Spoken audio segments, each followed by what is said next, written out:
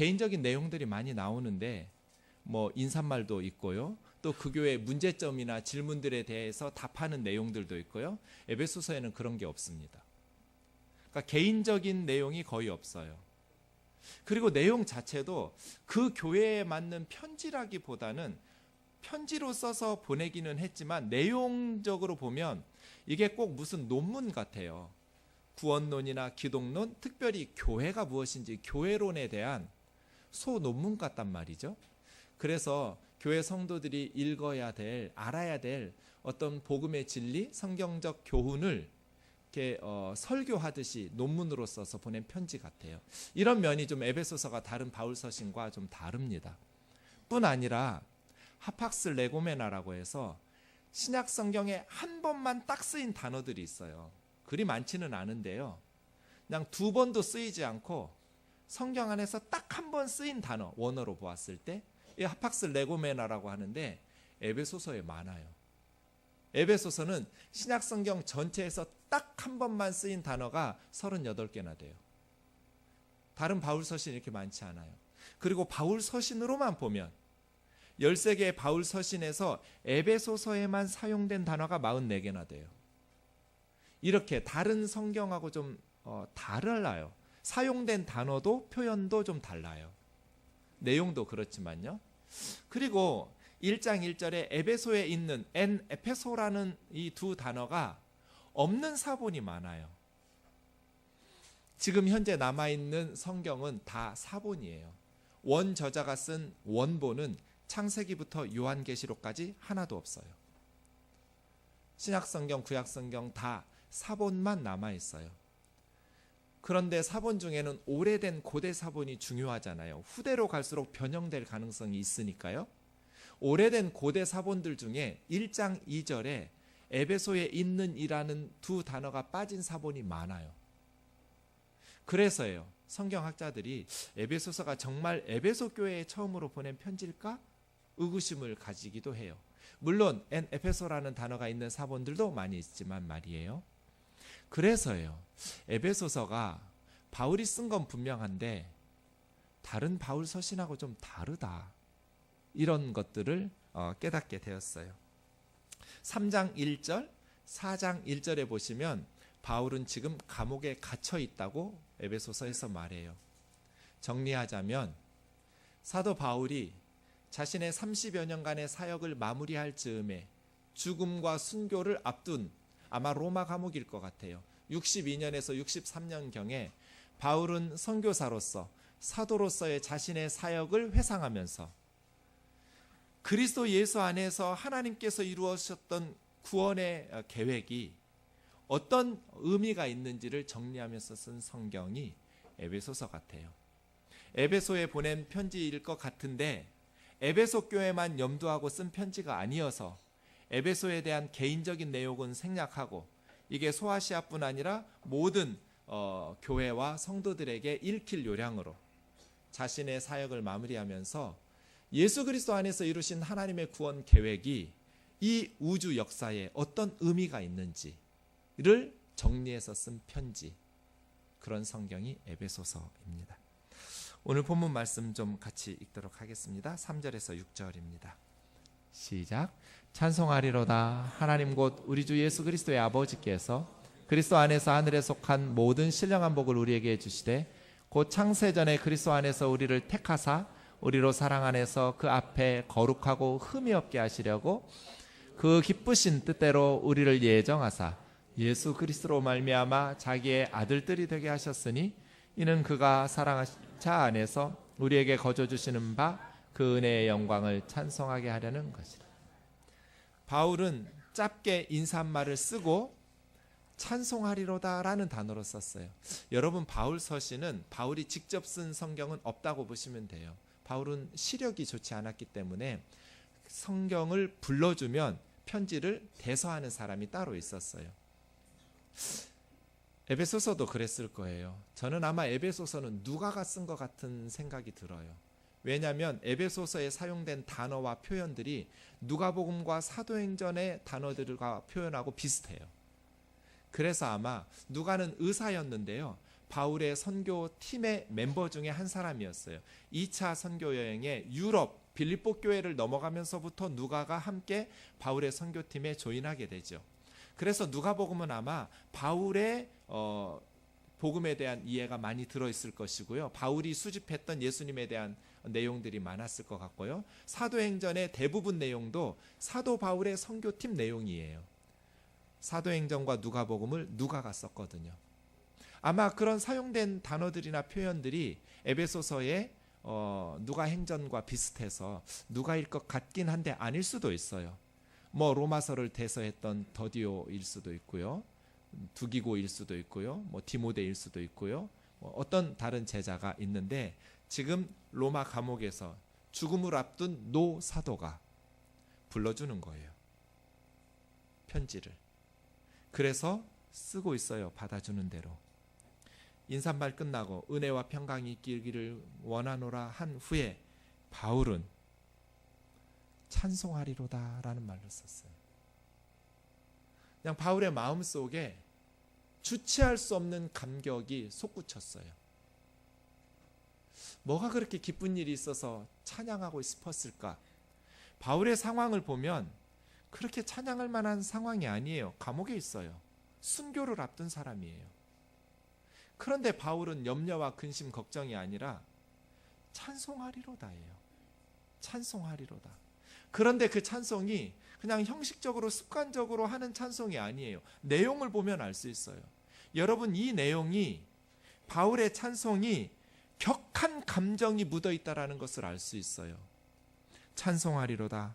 하나님 곧 우리 주 예수 그리스도의 아버지께서 그리스도 안에서 하늘에 속한 모든 신령한 복을 우리에게 주시되 곧 창세전에 그리스도 안에서 우리를 택하사 우리로 사랑 안에서 그 앞에 거룩하고 흠없게 하시려고 그 기쁘신 뜻대로 우리를 예정하사 예수 그리스도로 말미암아 자기 아들들이 되게 하셨으니 이는 그가 사랑하시는 자 안에서 우리에게 거저 주시는 바 그 은혜의 영광을 찬송하게 하려는 것이라. 이 내용이 바울이 그냥 무덤덤하게 하는 말이 아니에요. 바울은 불러주는 사람에게 여러분 그 장면을 상상해 보세요. 이 노사도가 격한 감정에 휩싸여서 하나님을 찬송하고 있어요. 바울은 왜 그렇게 찬송하고 있을까요? 본문을 다시 보세요. 찬송하리로다. 왜? 하나님께서 예수 그리스도 안에서 하늘에 속한 모든 신령한 복으로 복 주셨기 때문이에요. 바울이 찬송하는 것은 그냥 생각 없이 찬송부터 시작한 게 아니에요. 뭔가 생각이 먼저였어요. 바울이 생각한 것은 하나님께서 신령한 복을 주셨다라는 생각이에요. 하나님께서 예수 그리스도 안에서 우리에게 하늘에 속한 신령한 복을 주신 것을 생각했기 때문에 찬송하는 거예요. 그런데 그 신령한 복의 핵심은 5절에 나와요. 예수 그리스도 안에서 우리를 하나님의 아들들로 부르셨다는 것. 하나님의 자녀로 삼아주신 것 때문에 격한 감정에 휩싸여서 찬송하는 거예요. 원어를 좀 살펴볼게요. 우리 한글 해석이 조금 달라서 그래요. 찬송한다라는 말은 유레가토스예요. 유레게토스라는 말은 유라는 말은 좋다라는 뜻이에요. 복음도 유앙겔리온이에요. 좋은 소식. 그게 복음이에요. 좋은. 레게토스라는 말은 로고스, 말씀에서 나왔어요. 그래서 찬송한다고 번역된 이 유레게토스라는 말은 누구누구에 대해서 좋게 말하는 거예요. 칭찬하다, 감사하다, 축복하다, 하나님께 대하면 찬송하다. 이 말 썼어요. 바울은 지금 하나님이 베푸신 신령한 복을 생각하면서 하나님에게 좋게 말하고 있어요. 하나님 정말 좋은 분이에요. 하나님 너무 감사해요. 하나님을 높이면서 하나님께 찬송하고 있어요. 그런데 우리 한글 성경에는 신령한 복을 주시되 이렇게 되어 있거든요. 3절 말씀에 하늘에 속한 신령한 복을 우리에게 주시되인데 원문에 보면 신령한 복으로 복 주시되, 복이라는 단어가 한번 생략되어 있어요. 바울이 왜 찬송하고 있냐면 하늘에 속한 모든 신령한 복으로 우리에게 복을 주셨기 때문에. 근데 이 복이라는 단어도 다 율로고스라는 말이 어근이 같아요. 그래서 찬송한다는 말, 신령한 복이라는 말, 복 주신다라는 말이 세 단어가 다 어근이 똑같은 말이에요. 율로고스예요. 하나님께서 우리에게 하늘에 속한 모든 신령한 복으로 복을 주셨기 때문에 하나님을 찬송하고 있는 것이죠. 그래서예요.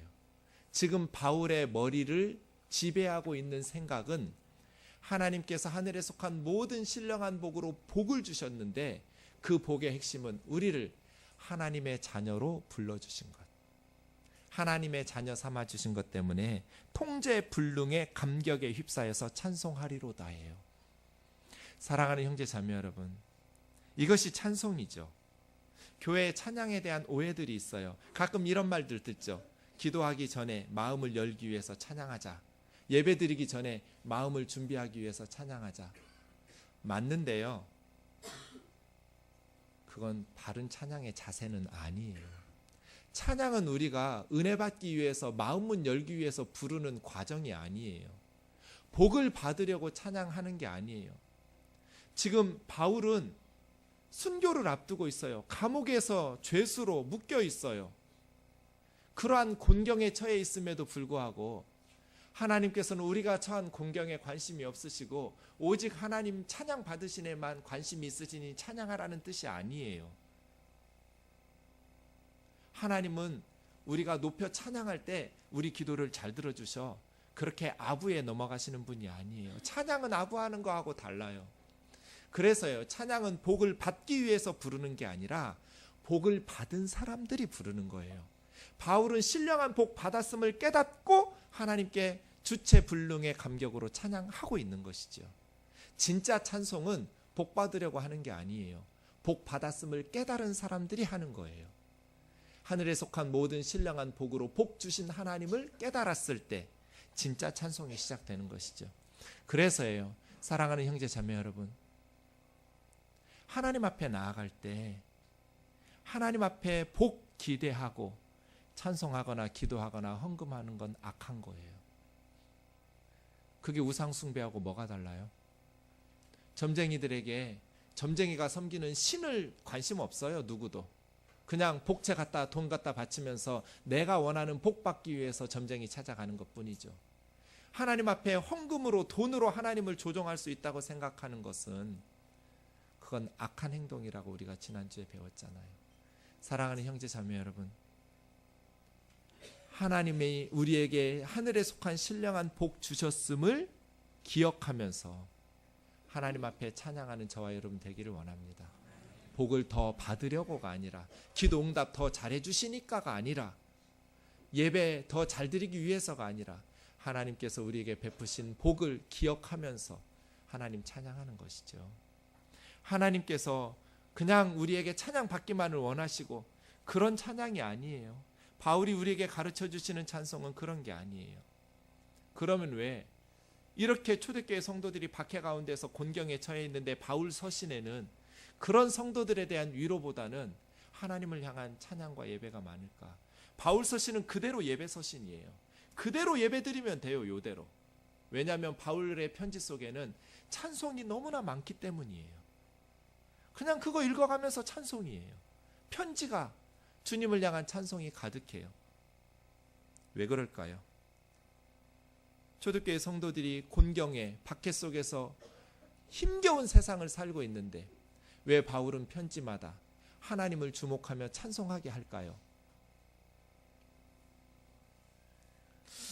제가 신학대학원 졸업한 지 올해 20년째입니다. 몇 년 전까지만 해도 우리 동기 친구 목사님들이 부목사들이 있었는데 지금은 한 명도 없어요. 다 담임 목사예요. 20년째 한 달에 한 번 혹은 두 달에 한 번 친구들끼리 모이는 모임이 있어요. 같은 교실에서 3년간 공부했던 동기 목사님들이 너무 친하니까 함께 모여서 서로 식사교제하고 같이 기도하기도 하고 격려하기도 하는 그런 모임이 있어요. 그럴 때 목회가 요즘 힘들잖아요. 특히 개척한 저희처럼 일찍 개척한 목회자들은 이제 어느 정도 자리를 교회들이 잡았는데 이제 막 개척을 시작한 동기들은 너무나 힘들어해요. 힘들다는 말들을 많이 할 때 우리가 격려하고 같이 기도하는데요. 이상했어요. 말씀 들어보면 저도 다 겪은 사건들이거든요. 저도 개척하면서 다 그 사건을 겪었는데 저는 힘들다는 생각을 안 하고 목회했어요. 왜 그럴까요? 이게 무슨 일일까요? 저도 분명히 그 일들을 겪었어요. 근데 저는 힘들다고 느끼면서 목회해 본 적이 없어요. 왜 그럴까요? 제가 성격이 좋기 때문이죠. 분명히 힘들어야 됐는데 저는 힘들지 않았어요. 그래서 제 아내가 항상 저한테 놀러 다닌다고 그랬어요. 나 힘들어 그러면 웃기지 말라고. 당신은 힘든 사람이 아니라고. 목회가 아니라 놀러 다니는 것 같다고. 오랫동안 저는 제 성격이 낙천적이고 성격 좋아서 그렇다고 생각했어요. 아니라는 걸 몇 년 전에 깨달았어요. 저는 누구보다도 소심한 사람이거든요. 상처를 잘 받는 사람이에요.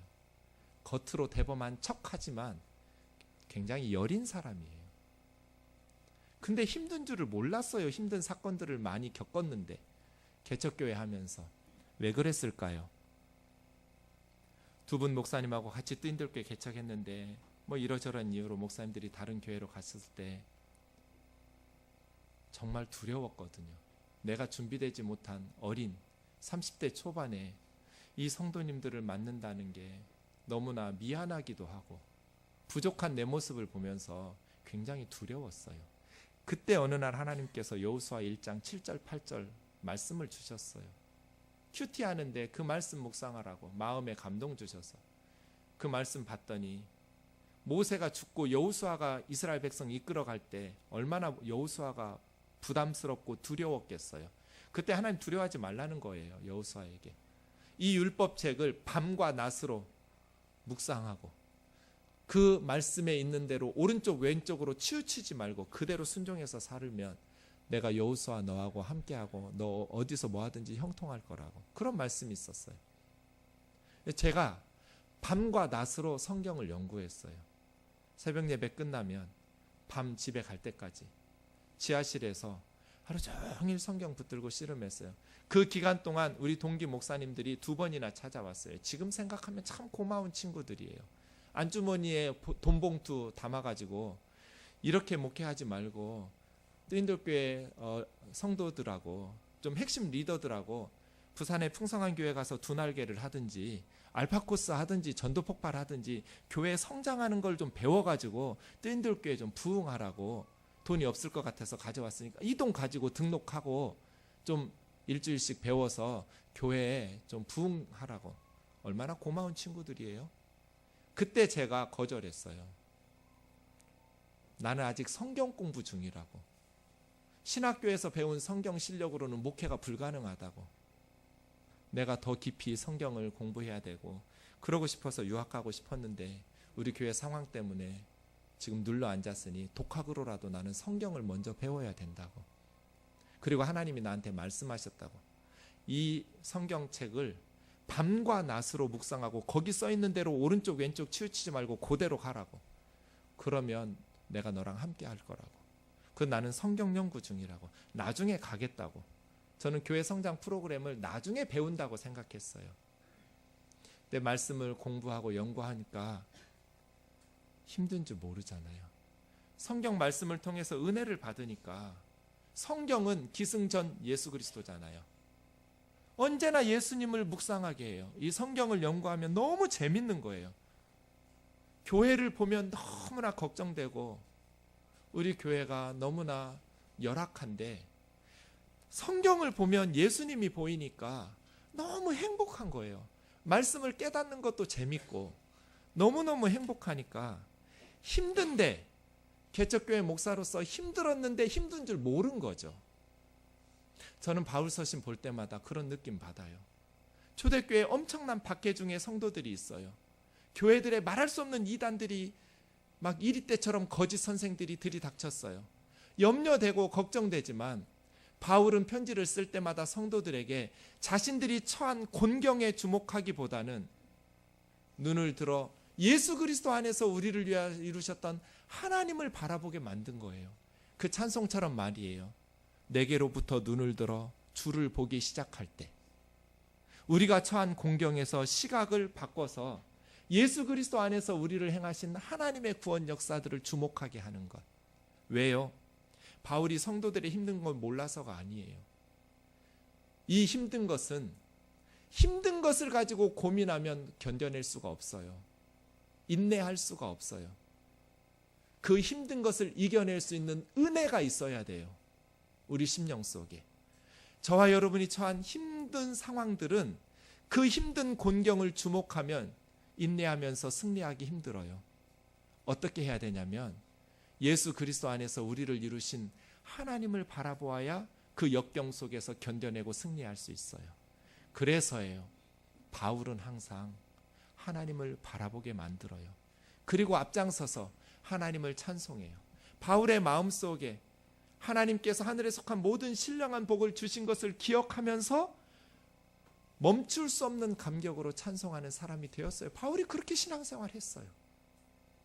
죽음을 앞두고 있지만 하나님을 찬송하면서 편지를 불러주고 있는 거예요. 사랑하는 형제 자매 여러분, 이 복은 땅에 속한 육신적인 복이 아니에요. 하늘에 속한 영적인 복이에요. 하나님께서 우리에게 주신 하늘에 속한 신령한 복으로 복을 주신 것을 생각할 때 바울은 찬양하지 않을 수 없어요. 이 복은 세상 모든 사람들에게 주시는 일반 은총이 아니에요. 햇볕이나 공기나 물이나 이러한 모든 사람들이 누리는 복이 아니에요. 그리스도 예수 안에 있는 성도들에게만 주신 복이에요. 그래서 하늘에 속한 신령한 복이에요. 그리스도 예수 안에 있는 성도들만 누릴 수 있는 복이에요. 그 복이 뭐예요? 4절은 하나님께서 창세전부터 선택하셨다고 말씀하시고 5절이 핵심인데 하나님의 자녀되게 하신 거예요. 6절은 그 목적이 은혜의 영광을 찬송하게 하시려는 것이라고 이유가 붙어 있어요. 5절을 다시 주목해 보시면 하나님의 아들들이 되게 하셨다. 딸들은 좀 상처받기 쉬운데 그렇지 않아요. 이게 원문으로 직역하면 에이스 히오테이아예요. 에이스는 제가 가끔 말하죠. 밖에서 안으로 들어가는 것. 인투예요. 밖에서 안으로 들어가는 걸 에이스라고 그래요. 에이스. 휘오테이라는 휘오스가 아들이에요. 그런데 그냥 아들이 아니라 양자 삼아 아들 된 거예요. 그래서 자기 아들들이 되게 하셨으니 이 말은 양자 되는 것 안으로 들어오게 하셨으니 이 말이에요.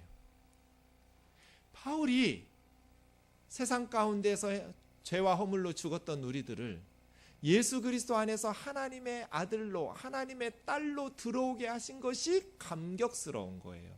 그래서 하나님께서 우리에게 아버지 역할을 해주시는 것이 감사해서 지금 찬송하리로다예요. 그렇죠. 하나님의 자녀가 된 감격. 내가 어떻게 하나님의 딸이 되었을까? 내가 어떻게 하나님의 아들이 되었을까? 현대 그리스도인들은 하나님의 자녀 되었음에 큰 감동이 없는 것 같아요. 오히려 육신의 부모가 좀 잘 살거나 돈이 많거나 그런 육신의 부모를 더 부러워하지 하나님 아빠, 하나님 아버지의 자녀 된 것을 그닥 부러워하는 것 같지 않아서 영적인 힘을 상실하고 있는 것 같아요. 찬송의 모티베이션이 안 되는 것 같아요. 그래서예요. 우리가 하나님을 진심으로 찬송하려면 하나님께서 우리에게 주신 하늘에 속한 신령한 복, 그 복을 받아서 우리가 하나님의 딸 되고 하나님 아들 된 것을 묵상해야 돼요. 몇 년 전에 주일 오후에 전화 한 통이 왔어요. 주일 예배 마치고 지금 뉴질랜드에 선교사 훈련 받고 있는 송창달 오인숙 선교사님, 그 가정이 우리 교회에 등록해서 신방 가려고 저는 예배 마치고 지금 송 집사님 집으로 가고 있던 중에 전화를 받았어요. 정준경 목사님이시죠? 네, 맞습니다. 교회 왔는데 문이 열려 있는데 아무도 없어서 주보 보고 전화드렸어요. 만나고 싶어서요. 느낌이 좀 이상했어요. 제가 지금 약속이 있어서 우리 교우 가정 방문 중인데 나중에 이렇게 말할까 했다가 네, 기다리세요. 제가 다시 갈게요. 그리고 송 집사님 집에 전화해서 이렇게 전화가 와서 나 교회 가봐야 될 것 같다고, 좀 늦게 갈 거라고 신방 시간을 늦춰놓고 교회로 돌아왔어요. 어떤 자그마한 아주머님이 저하고 이 앞에 둘이 앉았는데 한 30분간 울면서 얘기를 안 해요. 한참을 울더니 어렵게 말을 꺼내요. 목사님, 내가 오늘 목사님 찾아오지 않았으면 지금쯤 저는 죽은 사람이었을 거예요. 목숨을 끊으려고 하다가 몇 주 전에 들었던 옆집 아줌마 이야기가 갑자기 생각나서 왔어요. 그 아줌마 말이 애기 엄마 그렇게 힘들면 뜨인돌교회 목사님 좀 찾아가 보랬대요. 그래서 그 말이 갑자기 생각나서 왔대요. 제가 물었어요. 그 아줌마 교회 다니냐고. 그랬더니 교회 안 다닌대요. 참 알 수 없는 일이에요. 교회 안 다니는 사람이 하도 고생하면서 사는 옆집 아줌마를 보면서 뜨인돌교회 목사님한테 찾아가 보라고. 그래서 왔대요. 잘 살던 분이에요. 남편이 IT 사업하면서 정말 부유하게 살았어요. 사장님이에요. IMF 때 부도가 났어요. 그래서 남편은 감옥에 있어요. 그런데 가슴 아프게도 감옥 안에서 말기암이라는 것이 발견됐어요. 이제 남편은 시한부 인생이에요. 자기 혼자 아들과 딸을 데리고 정부에서 준 지하 단칸방에서 사는데 아들이 알코올 중독이에요. 대학교 1학년 또래 학교 가야 되는데 아이가 학교 안 가고 날마다 술만 마셔요. 그런데 술만 마시는 게 아니라 자해를 해서 10번 이상 세브란스 병원에 실려갔어요. 응급실로. 칼로 몸을 그어서. 지금도 우리 아들이 자해를 해서 온 집안의 피로 난장판이 돼서 죽자 싶어서 죽으러 하다가 목사님한테 온 거라고. 고등학교 1학년 된 딸 하나가 있어요. 중학교까지는 근근히 마쳤는데 이 아이가 학교를 안 가요. 담임선생님이 최후 통첩을 했어요. 며칠만 더 빠지면 수업 일수가 모자라서 퇴학시킬 수밖에 없다고. 그래서 왔대요. 제가 뭘 어떻게 할 수 있어요? 제가 할 수 있는 게 하나도 없어요. 근데 하나 생각이 났어요. 그 고등학교 1학년 아이가 다니는 학교가 제가 10년 이상 매주 가서 성경 가르쳤던 중대부고 학생이에요. 그래서 수업 일수가 모자르면 선생님이 아무리 어머니가 부탁해도 퇴학시킬 수밖에 없지만 수업 일수 모자르지 않으면 되잖아요. 그 중대부고에 제가 아는 기독 선생님들이 있어요. 그래서 제가 전화했어요. 이런 아이가 1학년에 있는데 좀 도와달라고. 예, 목사님 도와드리기는 하는데요. 수업 일수 모자르면 안 돼요. 학교 와서 자도 되고 숙제 안 해도 되니까 결석과 지각만 없으면 좋겠어요. 그럼 우리가 보호해 줄 수 있어요. 그건 내가 알아서 하겠다고. 그 다음부터 제가 그 아이를 만났어요. 그날 집에 가서 피로 낭자한 집안을 보면서 그 딸을 만나서 엄마가 죽으려고 했는데 목사님 찾아온 거 아니? 몰라요. 내가 보니 니네 집에서 엄마가 살 수 있는 유일한 희망은 너다. 딸 하나밖에는 없다. 니네 오빠는 맛이 갔고 아빠는 살리고 싶어도 살릴 수가 없고 현대의학으로 불가능하고 너 하나는 어떻게 좀 해볼 수 있을 것 같다. 네가 엄마의 희망이 되어서 너하고 엄마하고 두 남자를 돌봐야 될 것 같은데 너 학교를 안 다니면 어떡하니? 너 고등학교 다니기 싫니? 중졸로 끝나고 싶니? 아니요. 근데 왜 학교를 안 가니? 늦잠 자서요. 그래? 그럼 내일부터 목사님이랑 학교 다니자. 그래서 제가 새벽 예배 끝나면 그 집 앞에 차를 대놨어요. 첫날 이 아이가 놀랬어요. 걸어가고 버스 기다리고 하면 1시간쯤 걸리던 등굣길이 10분밖에 안 걸린다는 걸 알게 됐어요. 제 차 타고 바로 학교까지 가니까요. 너무 신나했어요. 그런데 사람이라는 게 초심을 잃기가 쉽잖아요. 처음에는 시간을 딱딱 맞춰서 나오던 아이가 점점 늦어지기 시작했어요. 어떤 때는 30분을 기다리게 하고 어떤 때는 1시간을 기다리게 해요. 그런 저는 그 앞에서 주차해 놓고 기다리는 거예요. 근데 이 아이가 불안하잖아요. 늦잠 자고 아무리 늦잠 자도 좀 요즘 고딩들은 머리는 감아야 되고요. 할 건 다 해야 돼요. 또 얘는 또 아침밥은 꼭 먹어야 되는 애예요. 1시간이 늦어도 밥 먹고 머리 감고 나와요. 그렇게 나오는데 마음 불편하잖아요. 목사님한테 혼날 거야 싶은데 제가 한 번도 혼낸 적이 없어요. 항상 웃으면서 맞이해 줬어요. 왜 그랬을까요? 제가 착하기 때문이죠. 그게 아니에요. 아무리 착해도 1시간씩 기다리게 하면 성질 나요. 근데 저는 성질이 안 났어요. 왜 안 났을까요? 제가 처음에 하나님께서 주신 말씀이 있었어요. 네가 아빠 역할 하라고. 그 아이에게. 그 아빠가 지금 감옥에 있는데 말기 암에 걸려서 자기 가정을 살려내야 되는데 아빠 역할 하고 싶어도 못하고 있잖아요.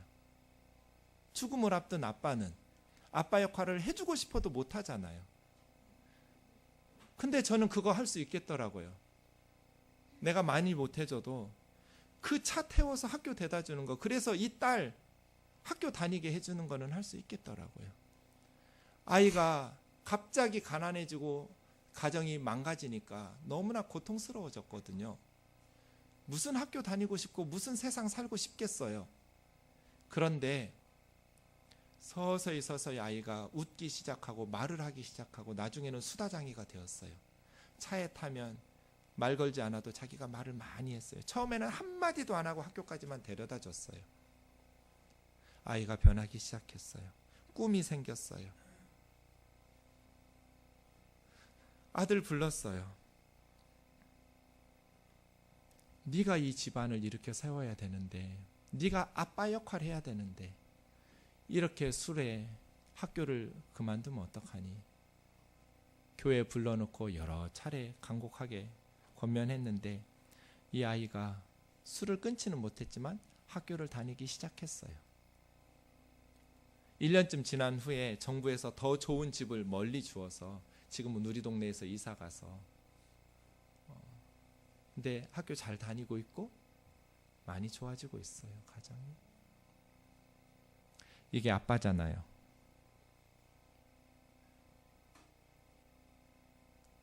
부족한 인간도 아이를 긍휼히 여기면서 아빠 역할 해주면 감사하잖아요. 힘이 되잖아요. 바울이 하나님이 나의 아빠 되어주신 것, 하늘에 속한 모든 신령한 복을 우리에게 복 주셔서 우리를 하나님 자녀 삼아주신 것을 묵상하고 있어요. 그랬더니 찬송이 터져 나왔어요. 정의와 긍휼과 은혜는 달라요. 정의는 이런 거예요. 어떤 아이가 너무 악한 죄를 짓고 진짜 온 세상의 손가락질을 받을 만큼 무거운 죄를 짓고 재판정에 들어왔어요. 판사는 정의로워야 돼요. 그 아이의 죄에 대해서 책망하고 꾸짖었어요. 공정한 재판을 내렸어요. 정의죠. 판사에게 필요한 것.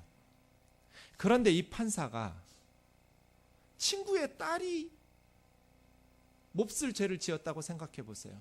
내가 아주 친한 친구인데 그 아들이나 딸이 천하의 몹쓸 짓을 죄를 짓고 지금 재판정에 오면 이 친구 아버지는 판사인데 어떤 마음이 생기겠어요? 긍휼이에요. 자기가 가지고 있는 모든 법 지식을 총동원해서 그 아이의 형량을 줄여주고 싶을 거예요. 불쌍히 여기는, 몹쓸 죄는 지었지만 내가 사랑하는 친구의 딸이나 아들이니까 불쌍히 여기는 마음이 들 거예요. 그래서 도와주고 싶을 거예요. 그런데 은혜는 그 판사가 아빠예요. 천하의 몹쓸 짓을 한 이 죄인이 내 아들이나 내 딸인 거예요. 그러면 이 판사 아버지는 어떻게 할까요? 정의로운 판사했다고 해서 나 좋은 판사지 이럴까요? 법지식을 총동원해서 내가 형량 줄여주었으니 고맙지 이러고 멈출까요? 아니요. 당장이라도 판사의 옷을 찢고 죄인의 석에 내려가서 사람들한테 호소하고 싶지 않을까요? 내가 얘 아빠라고. 내가 대신 죽어주면 안 되겠냐고. 내가 대신 얘가 받아야 될 벌을 받으면 안 되겠냐고. 내가 천하에 몹쓸 짓을 했지만 우리 아들 대신, 내가 대신 죽으면 안 되겠냐고, 내가 대신 감옥에 들어가면 안 되겠냐고.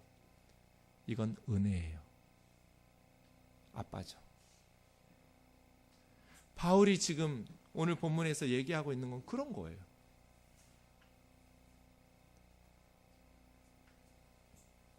하나님 앞에 책망받아 저주받아 마땅한 죄인들인 우리를, 하나님은 세상을 좋아하지 않아요.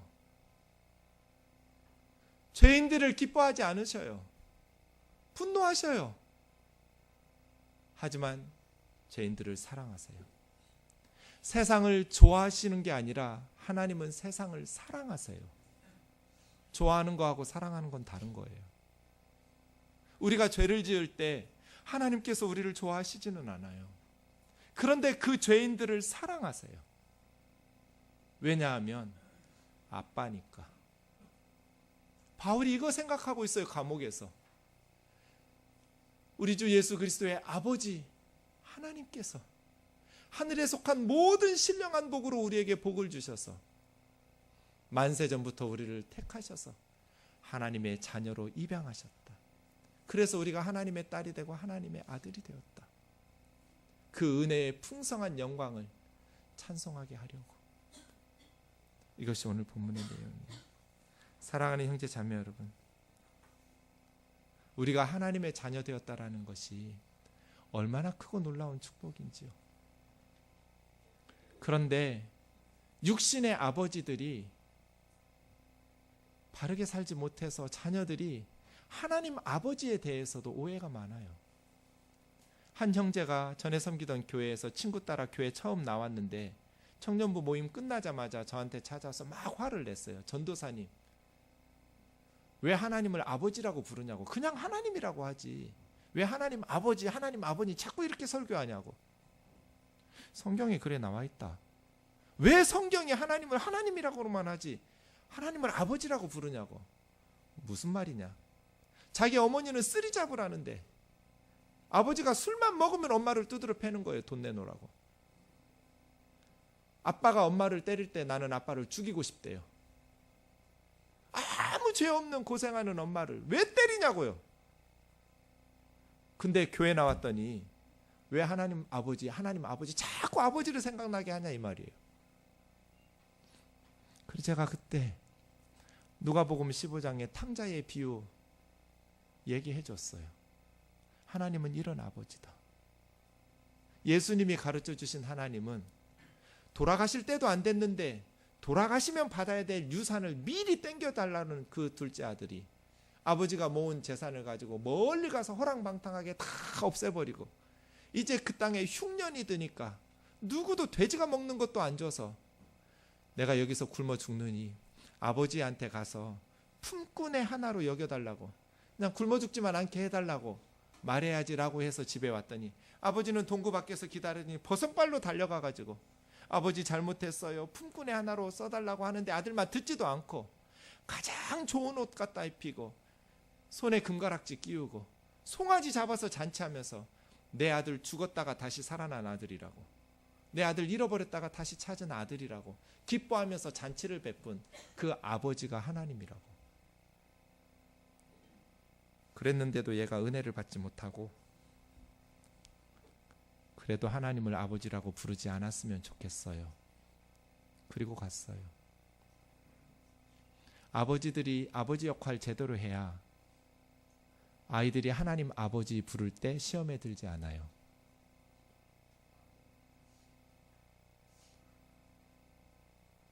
하나님 우리 아버지, 하나님께서 하늘에 속한 모든 신령한 복으로 우리에게 복을 주셨어요. 그래서예요.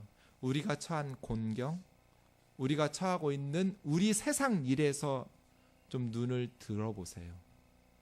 그리고 하나님을 바라보기 시작하세요. 그리고 우리가 하나님의 자녀 되었다는 것이 무엇을 의미하는지를 묵상해 보세요. 요한일서 3장 1절입니다. 우리 같이 읽겠습니다. 시작.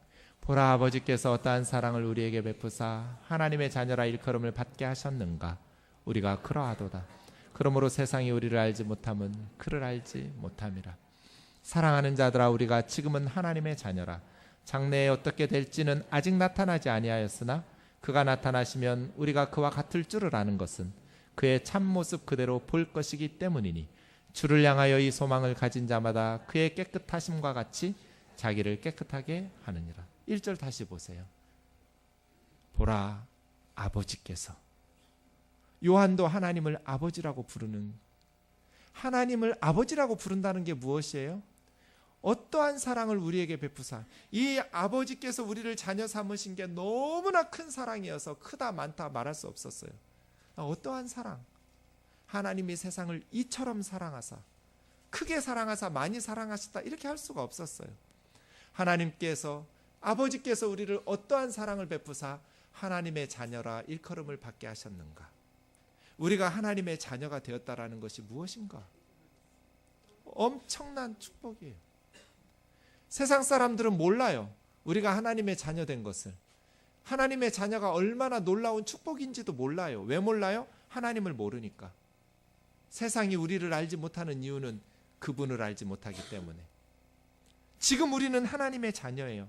장차 어떻게 될지는 아직 나타나지 않았어요. 그러나 주님이 나타나시면, 우리가 주님 앞에 서면 그때 하나님의 자녀 되었다라는 것이 무엇인지 드러날 거예요. 근데 요한은 그때 하나님의 자녀 된 것이 무엇으로 드러날 거냐면 예수님과 같이 될 거래요. 우리가 예수님 되는 것이 아니라 예수님처럼 변화될 거예요. 왜냐하면 그가 계신 모습 그대로 보기 때문이죠. 강아지들은 우리를 보아도 인간이 무엇인지 몰라요. 사람이 돼봐야 이게 인간이구나 하고 제대로 보지요. 우리가 예수님을 제대로 본다라는 것은 예수님처럼 된다는 거예요. 장차 저와 여러분이 예수님처럼 될 거예요. 이게 하나님의 자녀 되었다라는 것의 의미예요. 엄청나게 영광스럽게 될 거예요. 오늘 본문 6절에 보시면 그가 사랑하시는 자 안에서 우리에게 거저 주시는 바 그 은혜의 영광을 찬송하게 하려고 선택하셨대요. 은혜의 영광이라는 것은 영광스러운 은혜예요. 우리가 얼마나 영광스럽게 됐냐면, 하나님의 자녀로 하나님의 백성 된 것이 얼마나 영광스러우냐면, 단순히 아담이 죄짓기 이전으로 돌아가는 게 아니에요. 아담이 에덴 동산에서 선악과 따먹기 이전 상태의 영광이 아니라 훨씬 더 큰 영광이에요. 이것을 에베소서 2장 5절에서 7절까지 이야기하고 있어요. 같이 읽어볼게요. 시작. 허물로 죽은 우리를 그리스도와 함께 살리셨고 너희는 은혜로 구원을 받은 것이라. 또 함께 이르시사 그리스도 예수 안에서 함께 하늘에 앉히시니 이는 그리스도 예수 안에서 우리에게 자비하심으로써 그 은혜의 지극히 풍성함을 오는 여러 세대에 나타내게 하라십니다. 우리가 허물로 죽었던 우리를 그리스도와 함께 살리셨고, 이런 영광의 정도가 아니에요. 하나님의 자녀 되었다라는 것은 죄로부터 심판을 면한 것이 아니라 6절 보세요. 함께 일으키셔서 그리스도 예수 안에서 함께 하늘에 앉히시는, 요한의 표현으로 하면 예수님처럼 변화되는, 이게 하나님의 자녀 되었다라는 말의 의미예요. 바울이 이걸 묵상하고 있어요. 이제 내가 죽으면 그리스도와 함께 앉을 거예요. 그리스도와 함께 앉아서 하나님의 나라의 풍성하심을 누리게 될 거예요. 사랑하는 형제 자매 여러분, 우리가 얼마나 영광스럽게 되었어요? 하나님께서 예수 그리스도 안에서 우리를 하나님의 자녀 삼으신 것이 얼마나 놀라운 복이에요? 그 풍성한 은혜의 영광을 찬송하는 것. 바울이 이 구원의 은혜를 묵상하니 찬송하지 않을 수 없었어요. 하나님께서 어떠한 사랑을 우리에게 베푸셔서 하나님의 자녀가 되게 하셨는가? 하나님이 우리에게 아버지가 되어주셔서 하늘에 속한 모든 신령한 복을 예수 그리스도 안에서 주시면서 아버지 역할을 해주시냔 말이에요. 사랑하는 형제 자매 여러분, 모든 복이 예수님 안에 있어요. 우리 집 앞에 있는 구멍가게가 아니에요. 거기는 없는 게 많아요. 모든 물건 다 있는 백화점 같아요. 예수 그리스도 안에는 모든 신령한 복이 다 들어가 있어요. 예수 그리스도 안에서 하나님의 자녀된 우리들에게 하나님께서 놀라운 은혜로 복을 주신대요. 바울은 평생 그렇게 수많은 박해에 있었지만 그 역경과 박해를 이겨낼 수 있는 아버지 하나님의 은혜를 경험하면서 30여 년간 주신 사명을 다 감당하고 지금 죽음을 앞두고 찬송하고 있어요. 저와 여러분의 평생이 이러한 은혜로 넘치기를 주의 이름으로 축원합니다. 찬송하는 것이죠.